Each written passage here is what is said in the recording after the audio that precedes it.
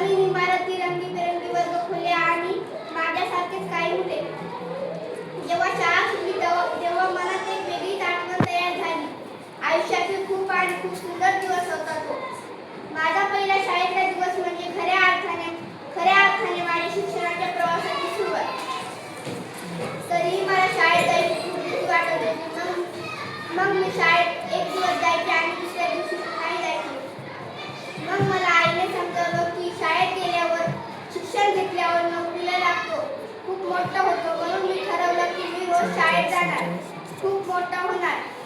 मला रोज एक नवीन गोष्ट शिकायला मिळायची. जेव्हा मी पहिल्या वेळेस पेपर दिला तेव्हा मला खूप कमी मार्क पडले. मी खूप नाराज झाले. मी घरी आले. आईने विचारलं, का नाराज आहे? मग मी आईला जे शाळेत घेतलं ते सांगितलं.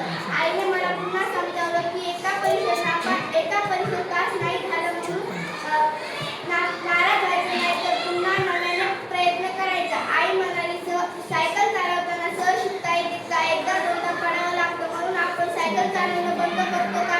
तर नाही, आपण पुन्हा सायकल चालवतो. म्हणून परीक्षेत नापास झालं म्हणून नाराज व्हायचं नाही, तर पुढच्या वेळेस सगळ्यात जास्त मार्क कसे घेता येतील याचा प्रयत्न करायचा.